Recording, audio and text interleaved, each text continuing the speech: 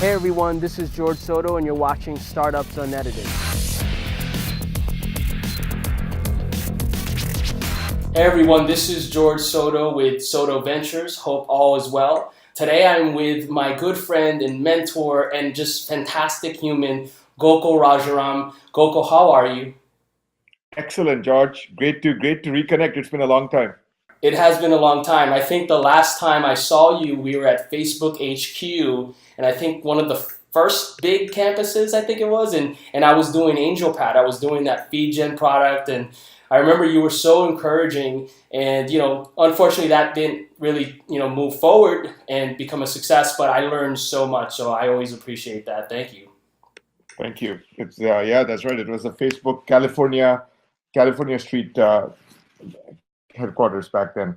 Absolutely. So, why don't you tell the audience a little bit about your background? I mean, you have done so many amazing things for our industry. And what I'm saying is just the internet in general, from being early at Google and helping the Google founders, build AdSense to, helping the running and helping innovate around ads at Facebook and now at Square. Maybe you can just provide a couple words around your background and how'd you get into building and managing product? Awesome. So I started as an engineer, so I have a couple of degrees in computer science, and I started my career as a software engineer. I worked at a company called Juno Online, which early on was trying to bring free internet access and free email to all of the US. This was back when everyone used dial-up to access the internet. And stayed with the company, learned a lot. It went public, grew pretty fast. And then it was in New York. And I basically moved to the Valley after a couple of years. And after working at a startup, I joined Google, where I was lucky and fortunate enough to start working on a product that eventually became AdSense, which essentially formed the foundation of Google's ad network and display advertising strategy. Go Well, ahead. and I know after that you started Chai Labs and then you went to Facebook.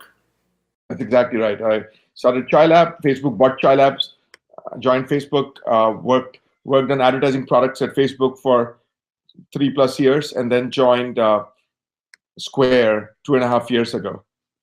I had a quick question. You've been through obviously, several successful companies. Are there any attributes that you see, that successful companies like that have? Any are do they just, are they hiring like the best talent or is there a trajectory of growth? Is there anything that you've been able to identify?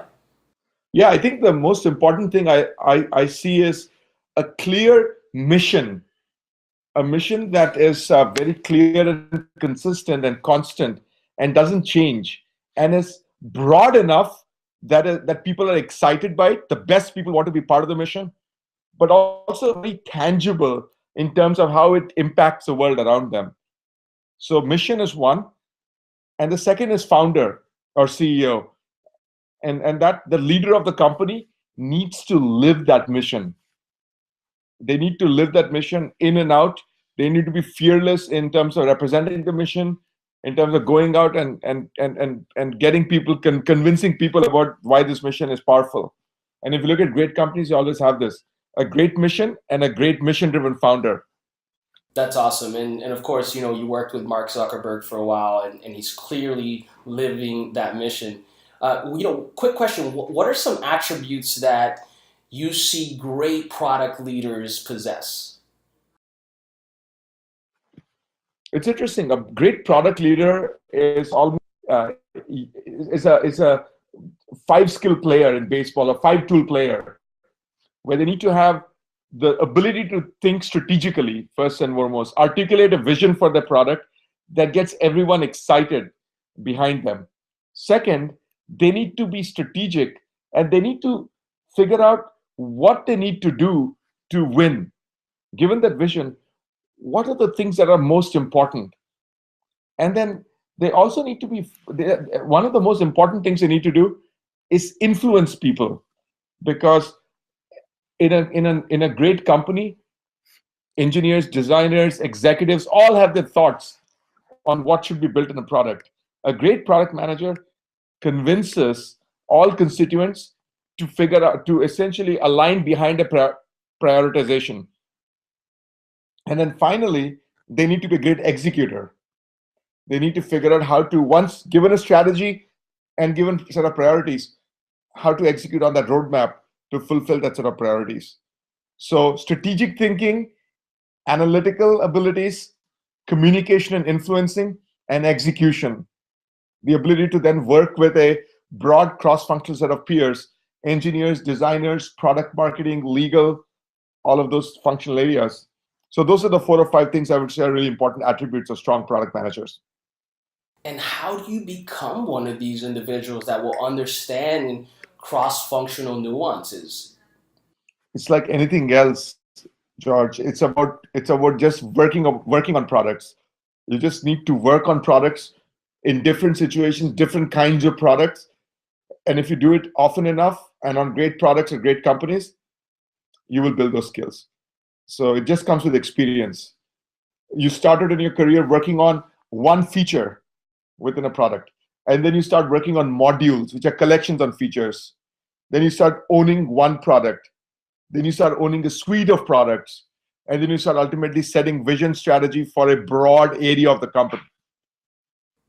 And so, how do you actually manage organizing these multiple stakeholders to ensure a consistent cadence of shipping and that you're shipping according to roadmap when you know these things are constantly evolving?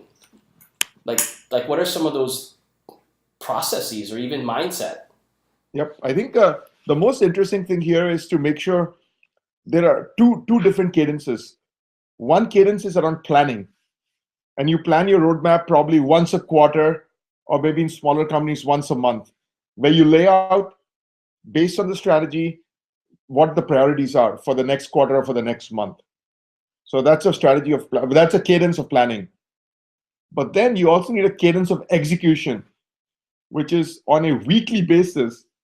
You need to do a stand up with a team, and which means engineers, designers, product managers all get together and figure out how they are doing. Everyone goes around the room and makes commitments, and then you move forward. The reality is that I don't know a single team that over a long period of time has been able to hit every single thing on the roadmap exactly when they say they have, just because things keep changing. People underestimate things, overestimate the complexity of things, etc. But the most important thing to do is to keep making forward progress and to make sure engineering, design, and product are all aligned. So you do that by having an execution cadence, which is weekly or even daily in some cases. And then you need to communicate out to your other constituents, which is product marketing, legal, execs, whenever something changes, so that folks understand. And then you need to explain why something changed. And if you do that well, if you have an execution cadence for the team, and then you have an outward communication cadence, you'll do a good job. Got it. So, that's actually a good segue into my next question.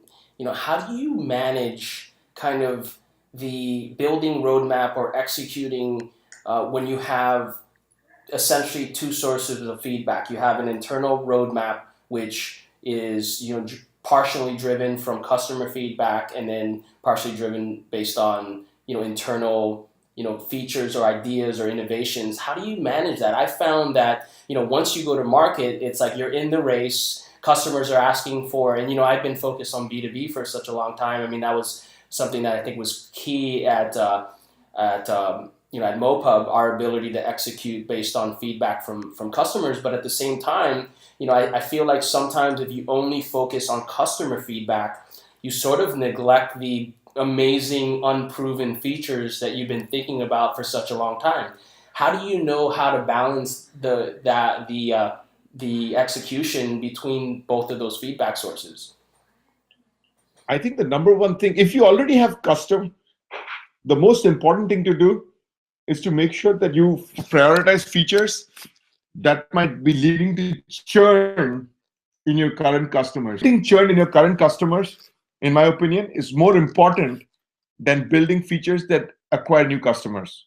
Because guess what? When those new customers are acquired, they will also churn due to the same reasons your current customers are churning.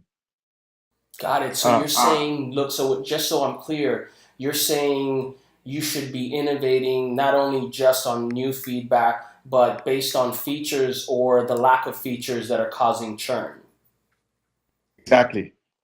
And then in every release, you need to mix a bunch of features. I think obviously it is hard to just work on churn features. Generally, people want to work on forward-looking features also. I think you need to have churn reduction features, growth features, and delight features. And think about a ratio between the three in each release.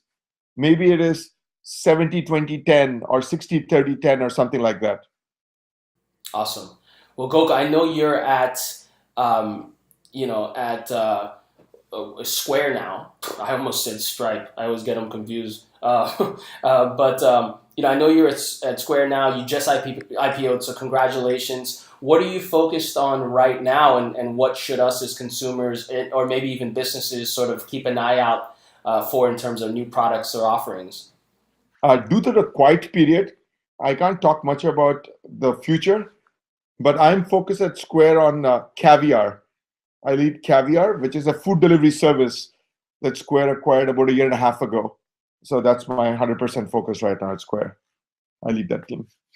Fantastic. Well, do you have any sort of like recommendations around books or resources or blogs that aspiring product managers or founders who are building products should be following and digesting? I think there are one paper or that I really like is an article by Ben Horowitz titled "Good Product Manager, Bad Product Manager." It epitomizes or literally all the things that you think about as a good product manager. And I think if you read that, that gives you dozens of years of education synthesized and distilled into one document. Well, Gokul, thank you so much for joining us today on the show. We really, really appreciate it. I owe so much to you when I was part of AngelPad and all the influence and mentoring that you provided us. And so I always wanted to go on record thanking you for that. Thank you. It's been a pleasure working with you, and I'm excited to see how well you're doing. Congratulations, George.